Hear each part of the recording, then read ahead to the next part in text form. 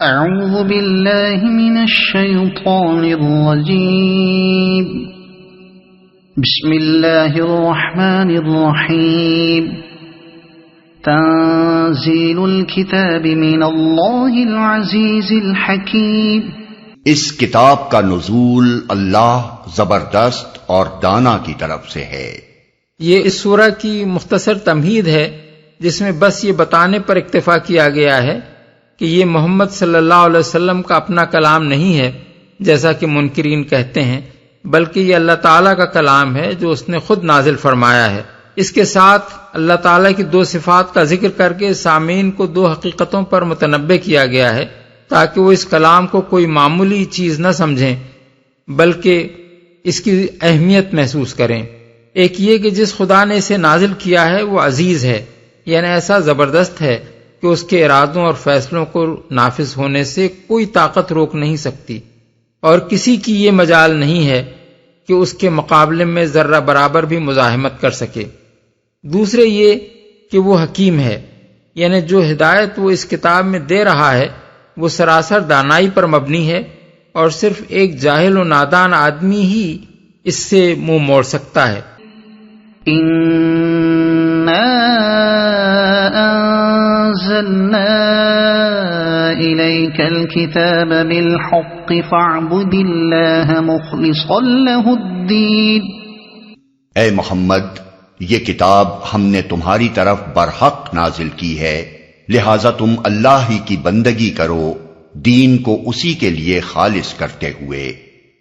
برحق نازل کی ہے یعنی اس میں جو کچھ ہے حق اور سچائی ہے، باطل کی کوئی آمیزش اس میں نہیں ہے، اسی کے لیے خالص کرتے ہوئے۔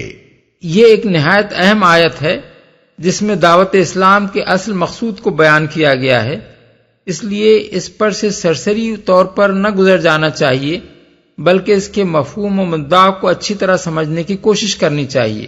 اس کے بنیادی نکات دو ہیں جنہیں سمجھے بغیر آیت کا مطلب نہیں سمجھا جا سکتا۔ ایک یہ کہ مطالبہ اللہ کی عبادت کرنے کا ہے، دوسرے یہ کہ ایسی عبادت کا مطالبہ ہے جو دین کو اللہ کے لیے خالص کرتے ہوئے کی جائے۔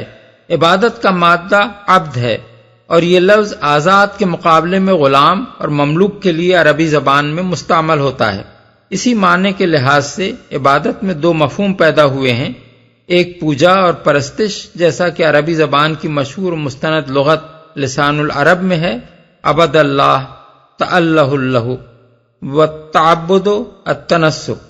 دوسرے عاجزانہ اطاعت اور برضا و رغبت فرما برداری، جیسا کہ لسان العرب میں ہے العبادت الطاعہ، ومعنی العبادت فی اللغت الطاعہ مع الخضوع، وکل من دان لملک فہو عابد لہ وقومہما لنا عابدون، والعابد الخاضع لربہ المستسلم المنقاد لامرہ۔ عبد الطاغوت اطاعہ یعنی الشیطان فیما سول لہ واغواہ۔ ایاک نعبد اے نطیع الطاعہ التی یخضع معها، اعبدوا ربکم اطیعوا ربکم۔ پس لغت کی ان مستند تشریحات کے مطابق مطالبہ صرف اللہ تعالیٰ کی پوجا اور پرستش ہی کا نہیں ہے بلکہ اس کے احکام کی بے چون و چرا اطاعت، اور اس کے قانون شرعی کی برضا و رغبت پیروی، اور اس کے امر و نہی کی دل و جان سے فرما برداری کا بھی ہے۔ دین کا لفظ عربی زبان میں متعدد مفہومات کا حامل ہے۔ ایک مفہوم ہے غلبہ و اقتدار، مالکانہ اور حاکمانہ تصرف، سیاست و فرما روائی، اور دوسروں پر فیصلہ نافذ کرنا۔ چنانچہ لسان العرب میں ہے دان الناس اے قہرہم علی الطاعہ، دنتہم اے قہرتہم، دنتہ سستہ وملکتہ، وفی الحدیث الکیس من دان نفسہ اے ازلہا واستعبدہا، الدیان القاضی الحکم القہار، ولا انت دیانی اے لست بقاہر لی فتسوس امری، ما کان لیاخذ اخاہ فی دین الملک اے فی قضاء الملک۔ دوسرا مفہوم ہے اطاعت، فرما برداری اور غلامی۔ لسان العرب میں ہے الدین الطاعہ، دنتہ و دنت لہ اے اطاعتہ، والدین للہ انما هو طاعته والتعبد له فی الحدیث اريد من قریش کلمۃ تدین لهم بها العرب اے تطیعهم وتخضع لهم ثم دانت بعد الرباب اے ذلت له واطاعته یمرقون من الدین اے انہم یخرجون من طاعت الامام المفترض الطاعة المدین العبد فلولا ان کنتم غیر مدینین اے غیر مملوکین۔ تیسرا مفہوم ہے وہ عادت اور طریقہ جس کی انسان پیروی کرے۔ لسان العرب میں ہے الدین العادت الشان، یقال ما زال ذالک دینی و دینی اے عادتی۔ ان تینوں مفہومات کو ملحوظ رکھتے ہوئے دین کے معنی اس آیت میں اس طرز عمل اور اس رویے کے ہیں جو کسی کی بالاتری تسلیم اور کسی کی اطاعت قبول کر کے انسان اختیار کرے، اور دین کو اللہ کے لیے خالص کر کے اس کی بندگی کرنے کا مطلب یہ ہے کہ آدمی اللہ کی بندگی کے ساتھ کسی دوسرے کی بندگی شامل نہ کرے، بلکہ اسی کی پرستش، اسی کی ہدایت کا اتباع اور اسی کے احکام و اوامر کی اطاعت کرے۔ ألا لله الدين الخالص والذين اتخذوا من دونه أولياء ما نعبدهم إلا ليقربونا إلى الله زلفى إن الله يحكم بينهم فيما هم فيه يختلفون إن الله لا يهدي من هو كاذب كفار۔ خبردار، دین خالص اللہ کا حق ہے، رہے وہ لوگ جنہوں نے اس کے سوا دوسرے سرپرست بنا رکھے ہیں اور اپنے اس فعل کی توجیہ یہ کرتے ہیں کہ ہم تو ان کی عبادت صرف اس لیے کرتے ہیں کہ وہ اللہ تک ہماری رسائی کرا دیں۔ اللہ یقیناً ان کے درمیان ان تمام باتوں کا فیصلہ کر دے گا جن میں وہ اختلاف کر رہے ہیں۔ اللہ کسی ایسے شخص کو ہدایت نہیں دیتا جو جھوٹا اور منکر حق ہو۔ دین خالص اللہ کا حق ہے۔ یہ ایک امر واقعہ اور ایک حقیقت ہے جسے اوپر کے مطالبے کے لیے دلیل کے طور پر پیش کیا گیا ہے۔ مطلب یہ ہے کہ اللہ کے لیے دین کو خالص کر کے اس کی بندگی تم کو کرنی چاہیے، کیونکہ خالص اور بے آمیز اطاعت و بندگی اللہ کا حق ہے۔ دوسرے الفاظ میں بندگی کا مستحق کوئی دوسرا ہے ہی نہیں کہ اللہ کے ساتھ اس کی بھی پرستش اور اس کے احکام و قوانین کی بھی اطاعت کی جائے۔ اگر کوئی شخص اللہ کے سوا کسی اور کی خالص اور بے آمیز بندگی کرتا ہے تو غلط کرتا ہے، اور اسی طرح اگر وہ اللہ کی بندگی کے ساتھ بندگی غیر کی آمیزش کرتا ہے تو یہ بھی حق کے سراسر خلاف ہے۔ اس آیت کی بہترین تشریح وہ حدیث ہے جو ابن مردویہ نے یزید الرقاشی سے نقل کی ہے۔ وہ کہتے ہیں کہ ایک شخص نے رسول اللہ صلی اللہ علیہ وسلم سے پوچھا، ہم اپنا مال دیتے ہیں اس لیے کہ ہمارا نام بلند ہو، کیا اس پر ہمیں کوئی اجر ملے گا؟ حضور نے فرمایا نہیں۔ اس نے پوچھا، اگر اللہ کے اجر اور دنیا کی ناموری دونوں کی نیت ہو؟ آپ نے فرمایا، ان اللہ تعالی لا یقبل الا من اخلص لہ، اللہ تعالیٰ کوئی عمل بھی قبول نہیں کرتا جب تک وہ خالص اسی کے لیے نہ ہو۔ اس کے بعد حضور نے یہی آیت تلاوت فرمائی، اللہ تک ہماری رسائی کرا دیں۔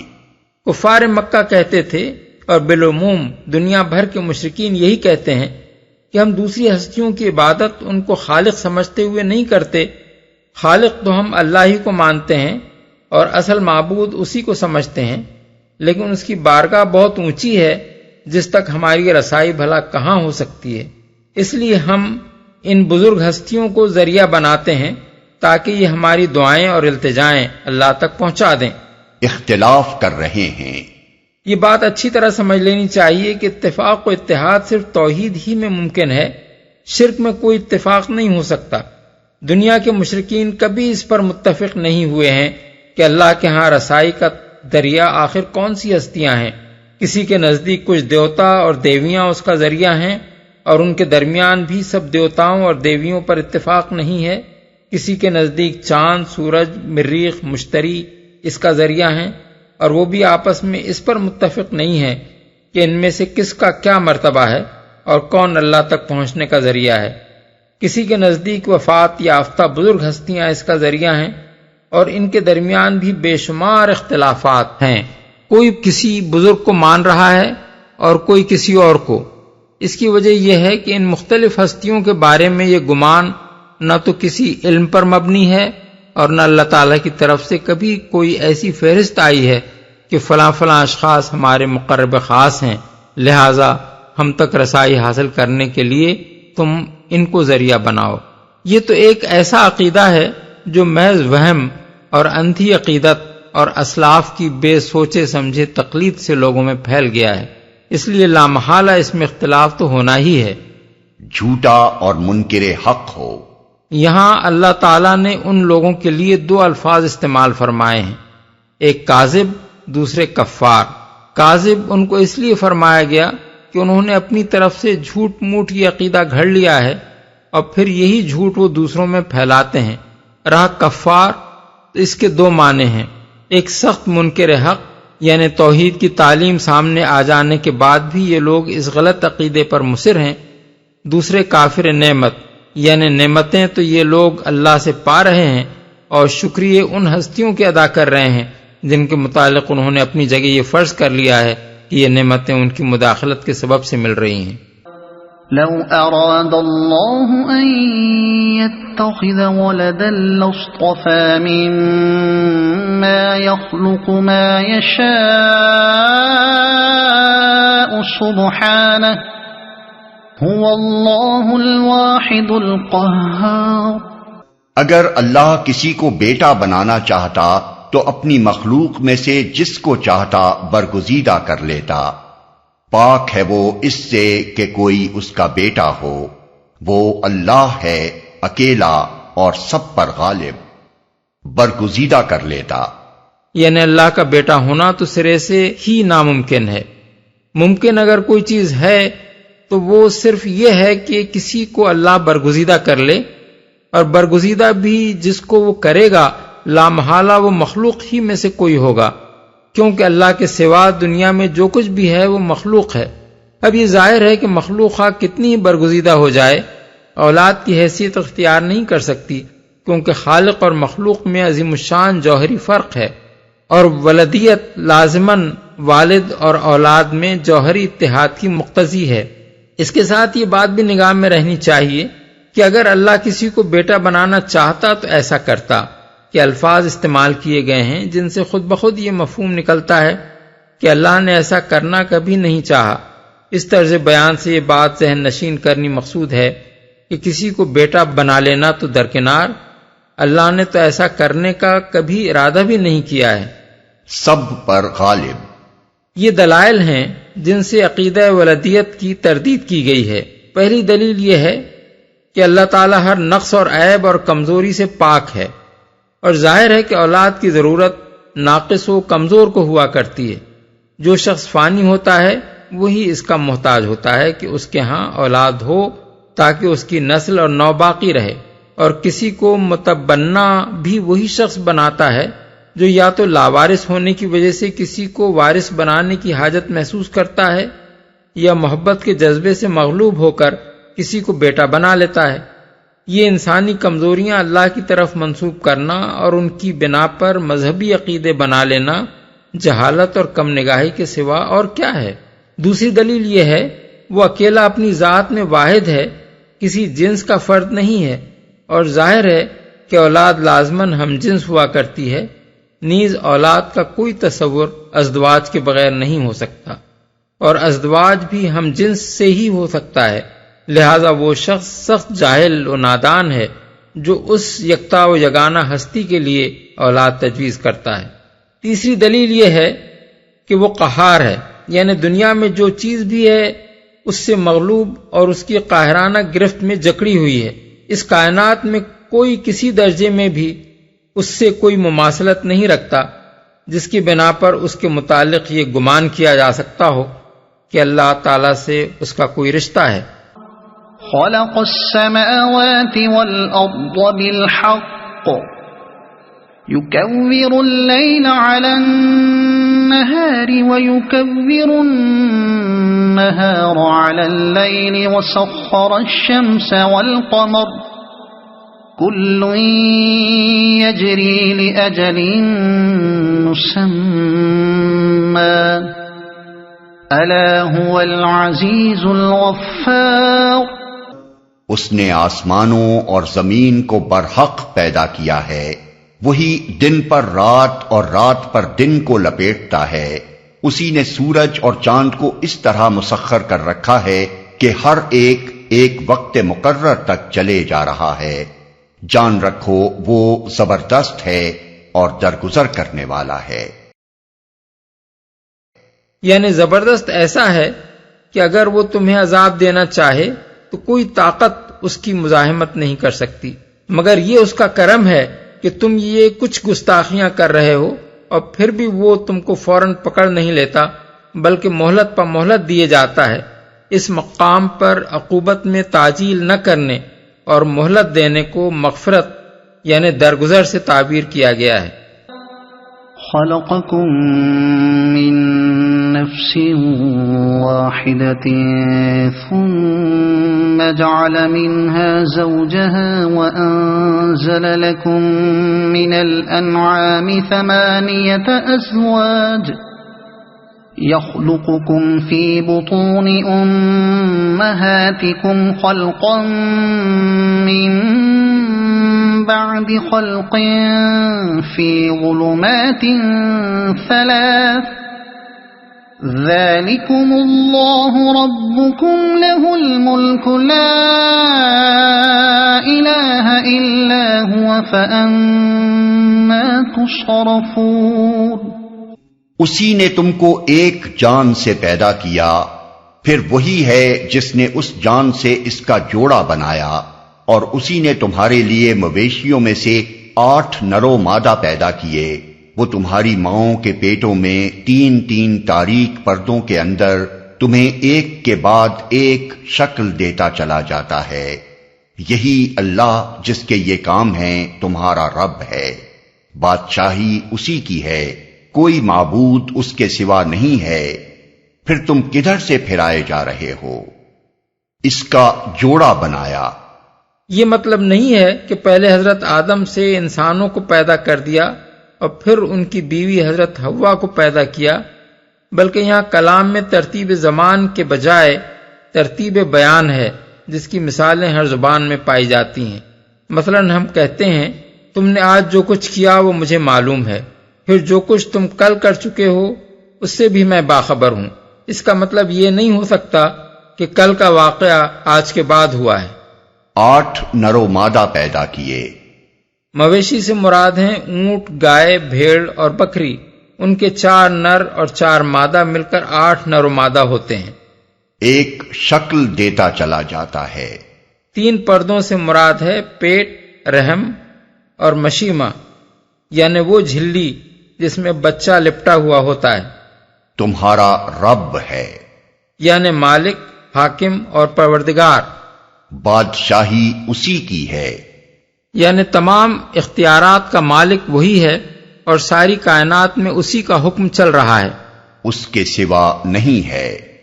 دوسرے الفاظ میں استدلال یہ ہے کہ جب وہی تمہارا رب ہے اور اسی کی ساری بادشاہی ہے تو پھر لازماً تمہارا الہ یعنی معبود بھی وہی ہے. دوسرا کوئی الہ کیسے ہو سکتا ہے جبکہ نہ پروردگاری میں اس کا کوئی حصہ نہ بادشاہی میں اس کا کوئی دخل. آخر تمہاری عقل میں یہ بات کیسے سماتی ہے کہ زمین و آسمان کا پیدا کرنے والا تو ہو اللہ، سورج اور چاند کو مسخر کرنے والا اور رات کے بعد دن اور دن کے بعد رات لانے والا بھی ہو اللہ، تمہارا اپنا اور تمام حیوانات کا خالق و رب بھی ہو اللہ، اور تمہارے معبود بن جائیں اس کے سوا دوسرے. کدھر سے پھرائے جا رہے ہو؟ یہ الفاظ قابل غور ہیں. یہ نہیں فرمائے کہ تم کدھر پھرے جا رہے ہو، ارشاد یہ ہوا ہے کہ تم کدھر سے پھرائے جا رہے ہو، یعنی کوئی دوسرا ہے جو تم کو الٹی پٹی پڑھا رہا ہے اور تم اس کے بہکائے میں آ کر ایسی سیدھی سی عقل کی بات بھی نہیں سمجھ رہے ہو. دوسری بات جو اس انداز بیان سے خود مترشح ہو رہی ہے وہ یہ ہے کہ تم کا خطاب پھرانے والوں سے نہیں بلکہ ان لوگوں سے ہے جو ان کے اثر میں آ کر پھر رہے تھے۔ اس میں ایک لطیف مضمون ہے جو ذرا سے غور و فکر سے بآسانی سمجھ میں آ جاتا ہے۔ پھرانے والے اسی معاشرے میں سب کے سامنے موجود تھے اور ہر طرف اپنا کام علانیہ کر رہے تھے، اس لیے ان کا نام لینے کی حاجت نہ تھی۔ ان کو خطاب کرنا بھی بیکار تھا، کیونکہ وہ اپنی اغراض کے لیے لوگوں کو خدائے واحد کی بندگی سے پھیرنے اور دوسروں کی بندگی میں پھانسنے اور پھانسے رکھنے کی کوششیں کر رہے تھے۔ ایسے لوگ ظاہر ہے کہ سمجھانے سے سمجھنے والے نہ تھے، کیونکہ نہ سمجھنے ہی سے ان کا مفاد وابستہ تھا، اور سمجھنے کے بعد بھی وہ اپنے مفاد کو قربان کرنے کے لیے مشکل ہی سے تیار ہو سکتے تھے۔ البتہ رحم کے قابل ان عوام کی حالت تھی جو ان کے چکمے میں آ رہے تھے۔ ان کی کوئی غرض اس کاروبار سے وابستہ نہ تھی، اس لیے وہ سمجھانے سے سمجھ سکتے تھے، اور ذرا سی آنکھیں کھل جانے کے بعد وہ یہ بھی دیکھ سکتے تھے کہ جو لوگ انہیں خدا کے آستانے سے ہٹا کر دوسرے آستانوں کا راستہ دکھاتے ہیں وہ اپنے اس کاروبار کا فائدہ کیا اٹھاتے ہیں۔ یہی وجہ ہے کہ گمراہ کرنے والے چند آدمیوں سے رخ پھیر کر گمراہ ہونے والے عوام کو مخاطب کیا جا رہا ہے۔ إن تكفروا فإن الله غني عنكم ولا يرضى لعباده الكفر وإن تشكروا يرضه لكم ولا تزر وازرة وزر أخرى ثم إلى ربكم مرجعكم فينبئكم بما كنتم تعملون إنه عليم بذات الصدور۔ اگر تم کفر کرو تو اللہ تم سے بے نیاز ہے، لیکن وہ اپنے بندوں کے لیے کفر کو پسند نہیں کرتا، اور اگر تم شکر کرو تو اسے وہ تمہارے لیے پسند کرتا ہے۔ کوئی بوجھ اٹھانے والا کسی دوسرے کا بوجھ نہ اٹھائے گا، آخر کار تم سب کو اپنے رب کی طرف پلٹنا ہے، پھر وہ تمہیں بتا دے گا کہ تم کیا کرتے رہے ہو، وہ تو دلوں کا حال تک جانتا ہے، بے نیاز ہے۔ یعنی تمہارے کفر سے اس کی خدائی میں ذرہ برابر بھی کمی نہیں آ سکتی۔ تم مانو گے تب بھی وہ خدا ہے، اور نہ مانو گے تب بھی وہ خدا ہے اور رہے گا۔ اس کی فرمانروائی اپنے زور پر چل رہی ہے، تمہارے ماننے یا نہ ماننے سے اس میں کوئی فرق نہیں پڑ سکتا۔ حدیث میں نبی صلی اللہ علیہ وسلم کا ارشاد ہے کہ اللہ تعالیٰ فرماتا ہے، یا عبادی لو ان اولکم و آخرکم و انسکم و جنکم کانوا علی افجر قلب رجل منکم ما نقص من ملکی شیئا۔ اے میرے بندو، اگر تم سب کے سب اگلے اور پچھلے انسان اور جن اپنے میں سے کسی فاجر سے فاجر شخص کے دل کی طرح ہو جاؤ تب بھی میری بادشاہی میں کچھ بھی کمی نہ ہوگی۔ مسلم۔ کفر کو پسند نہیں کرتا، یعنی وہ اپنے کسی مفاد کی خاطر نہیں بلکہ خود بندوں کے مفاد کی خاطر یہ پسند نہیں کرتا کہ وہ کفر کریں، کیونکہ کفر خود انہی کے لیے نقصان دہ ہے۔ یہاں یہ بات ملحوظ رکھنی چاہیے کہ اللہ تعالیٰ کی مشیت اور چیز ہے اور رضا دوسری چیز۔ دنیا میں کوئی کام بھی اللہ کی مشیت کے خلاف نہیں ہو سکتا، مگر اس کی رضا کے خلاف بہت سے کام ہو سکتے ہیں اور دن رات ہوتے رہتے ہیں۔ مثلا دنیا میں جباروں اور ظالموں کا حکمراں ہونا، چوروں اور ڈاکوؤں کا پایا جانا، قاتلوں اور زانیوں کا موجود ہونا اسی لیے ممکن ہے کہ اللہ تعالیٰ نے اپنے بنائے ہوئے نظام قدرت میں ان برائیوں کے ظہور اور ان اشرار کے وجود کی گنجائش رکھی ہے۔ پھر ان کو بدی کے ارتکاب کے موقع بھی وہی دیتا ہے، اور اسی طرح دیتا ہے جس طرح نیکوں کو نیکی کے مواقع دیتا ہے۔ اگر وہ سرے سے ان کاموں کی گنجائش ہی نہ رکھتا اور ان کے کرنے والوں کو مواقع ہی نہ دیتا تو دنیا میں کبھی کوئی برائی ظاہر نہ ہوتی۔ یہ سب کچھ بربنائے مشیت ہے، لیکن مشیت کے تحت کسی فعل کا صدور یہ معنی نہیں رکھتا کہ اللہ کی رضا بھی اس کو حاصل ہے۔ مثال کے طور پر اس بات کو یوں سمجھیے کہ ایک شخص اگر حرام خوری ہی کے ذریعے سے اپنا رزق حاصل کرنے کی کوشش کرتا ہے تو اللہ اسی ذریعے سے اس کو رزق دے دیتا ہے، یہ ہے اس کی مشیت۔ مگر مشیت کے تحت چور یا ڈاکو یا رشوت خوار کو رزق دینے کا یہ مطلب نہیں ہے کہ چوری، ڈاکے اور رشوت کو اللہ پسند بھی کرتا ہے۔ یہی بات اللہ تعالیٰ یہاں فرما رہا ہے کہ تم کفر کرنا چاہو تو کرو، ہم تمہیں زبردستی اس سے روک کر مومن نہیں بنائیں گے، مگر ہمیں یہ پسند نہیں ہے کہ تم بندے ہو کر اپنے خالق و پروردگار سے کفر کرو، کیونکہ یہ تمہارے ہی لیے نقصان دہ ہے، ہماری خدائی کا اس سے کچھ بھی نہیں بگڑتا۔ پسند کرتا ہے۔ کفر کے مقابلے میں یہاں ایمان کے بجائے شکر کا لفظ استعمال کیا گیا ہے۔ اس سے خود بخود یہ بات مترشح ہوتی ہے کہ کفر در حقیقت احسان فراموشی و نمک حرامی ہے، اور ایمان فی الحقیقت شکر گزاری کا لازمی تقاضا ہے۔ جس شخص میں اللہ جل شانہ کے احسانات کا کچھ بھی احساس ہو، وہ ایمان کے سوا کوئی دوسری راہ اختیار نہیں کر سکتا۔ اس لیے شکر اور ایمان ایسے لازم و ملزوم ہیں کہ جہاں شکر ہوگا وہاں ایمان ضرور ہوگا، اور اس کے برعکس جہاں کفر ہوگا وہاں شکر کا سرے سے کوئی سوال ہی پیدا نہیں ہوتا، کیونکہ کفر کے ساتھ شکر کے کوئی معنی نہیں ہے۔ بوجھ نہ اٹھائے گا، مطلب یہ ہے کہ تم میں سے ہر شخص اپنے اعمال کا خود ذمہ دار ہے۔ کوئی شخص اگر دوسروں کو راضی رکھنے کے لیے یا ان کی ناراضی سے بچنے کی خاطر کفر اختیار کرے گا تو وہ دوسرے لوگ اس کے کفر کا وبال اپنے اوپر نہیں اٹھا لیں گے، بلکہ اسے آپ ہی اپنا وبال بھگتنے کے لیے چھوڑ دیں گے۔ لہذا جس پر بھی کفر کا غلط اور ایمان کا صحیح ہونا واضح ہو جائے، اس کو چاہیے کہ غلط رویہ چھوڑ کر صحیح رویہ اختیار کرے، اور اپنے خاندان یا برادری یا قوم کے ساتھ لگ کر اپنے آپ کو خدا کے عذاب کا مستحق نہ بنائے۔ وَإِذَا مَسَّ الْإِنسَانَ ضُرٌّ دَعَا رَبَّهُ مُنِيبًا إِلَيْهِ ثُمَّ إِذَا خَوَّلَهُ نِعْمَةً مِّنْهُ نَسِيَ مَا كَانَ يَدْعُو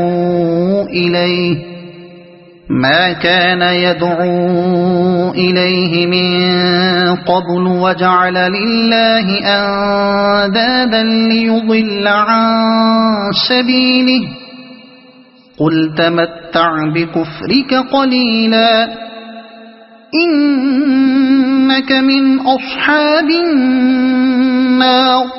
انسان پر جب کوئی آفت آتی ہے تو وہ اپنے رب کی طرف رجوع کر کے اسے پکارتا ہے، پھر جب اس کا رب اسے اپنی نعمت سے نواز دیتا ہے تو وہ اس مصیبت کو بھول جاتا ہے جس پر وہ پہلے پکار رہا تھا، اور دوسروں کو اللہ کا ہمسر ٹھہراتا ہے تاکہ اس کی راہ سے گمراہ کرے۔ اے نبی، اس سے کہو کہ تھوڑے دن اپنے کفر سے لطف اٹھا لے، یقیناً تو دوزخ میں جانے والا ہے۔ کوئی آفت آتی ہے، انسان سے مراد یہاں وہ کافر انسان ہے جس نے ناشکری کی روش اختیار کر رکھی ہو، اسے پکارتا ہے، یعنی اس وقت اسے وہ دوسرے معبود یاد نہیں آتے جنہیں وہ اپنے اچھے حال میں پکارا کرتا تھا، بلکہ ان سے مایوس ہو کر وہ صرف اللہ رب العالمین کی طرف رجوع کرتا ہے۔ یہ گویا اس بات کا ثبوت ہے کہ وہ اپنے دل کی گہرائیوں میں دوسرے معبودوں کے بے اختیار ہونے کا احساس رکھتا ہے، اور اس حقیقت کا شعور بھی اس کے ذہن میں کہیں نہ کہیں دبا چھپا موجود ہے کہ اصل اختیارات کا مالک اللہ ہی ہے، جس پر وہ پہلے پکار رہا تھا۔ یعنی وہ برا وقت پھر اسے یاد نہیں رہتا جس میں وہ تمام دوسرے معبودوں کو چھوڑ کر صرف اللہ وحدہ لا شریک سے دعائیں مانگ رہا تھا۔ ہمسر ٹھہراتا ہے، یعنی پھر دوسروں کی بندگی کرنے لگتا ہے، انہی کی اطاعت کرتا ہے، انہی سے دعائیں مانگتا ہے، اور انہی کے آگے نظر و نیاز پیش کرنا شروع کر دیتا ہے۔ راہ سے گمراہ کرے، یعنی خود گمراہ ہونے پر اکتفا نہیں کرتا، بلکہ دوسروں کو بھی یہ کہہ کر گمراہ کرتا ہے کہ جو آفت مجھ پر آئی تھی وہ فلاں حضرت یا فلاں بزرگ یا فلاں دیوی یا دیوتا کے صدقے میں ٹل گئی۔ اس سے دوسرے بہت سے لوگ بھی ان معبودان غیر اللہ کے معتقد بن جاتے ہیں، اور ہر جاہل اپنے اسی طرح کے تجربات بیان کر کے عوام کی اس گمراہی کو بڑھاتا چلا جاتا ہے۔ أَمَّنْ هُوَ قَانِتٌ آنَاءَ اللَّيْلِ سَاجِدًا وَقَائِمًا يَحْذَرُ الْآخِرَةَ وَيَرْجُو رَحْمَةَ رَبِّهِ قُلْ هَلْ يَسْتَوِي الَّذِينَ يَعْلَمُونَ وَالَّذِينَ لَا يَعْلَمُونَ انما يتذكر اولو الالباب۔ کیا اس شخص کی روش بہتر ہے یا اس شخص کی جو مطیع فرمان ہے، رات کی گھڑیوں میں کھڑا رہتا ہے اور سجدے کرتا ہے، آخرت سے ڈرتا اور اپنے رب کی رحمت سے امید لگاتا ہے؟ ان سے پوچھو، کیا جاننے والے اور نہ جاننے والے دونوں کبھی یکساں ہو سکتے ہیں؟ نصیحت تو عقل رکھنے والے ہی قبول کرتے ہیں۔ دونوں کبھی یکساں ہو سکتے ہیں؟ واضح رہے کہ یہاں مقابلہ دو قسم کے انسانوں کے درمیان کیا جا رہا ہے، ایک وہ جو کوئی سخت وقت آ پڑنے پر تو اللہ کی طرف رجوع کرتے ہیں اور عام حالات میں غیر اللہ کی بندگی کرتے رہتے ہیں، دوسرے وہ جنہوں نے اللہ کی اطاعت اور اس کی بندگی و پرستش کو اپنا مستقل طریقہ بنا لیا ہے اور راتوں کی تنہائی میں ان کا عبادت کرنا ان کے مخلص ہونے کی دلیل ہے۔ ان میں سے پہلے گروہ والوں کو اللہ تعالیٰ بے علم قرار دیتا ہے، خواہ انہوں نے بڑے بڑے کتب خانے ہی کیوں نہ چاٹ رکھے ہوں، اور دوسرے گروہ والوں کو وہ عالم قرار دیتا ہے، خواہ وہ بالکل ہی ان پڑھ کیوں نہ ہوں، کیونکہ اصل چیز حقیقت کا علم اور اس کے مطابق عمل ہے، اور اسی پر انسان کی فلاح کا انحصار ہے۔ اللہ تعالیٰ فرماتا ہے کہ یہ دونوں آخر یکساں کیسے ہو سکتے ہیں؟ کیسے ممکن ہے کہ دنیا میں یہ مل کر ایک طریقے پر چلیں اور آخرت میں دونوں ایک ہی طرح کے انجام سے دوچار ہوں؟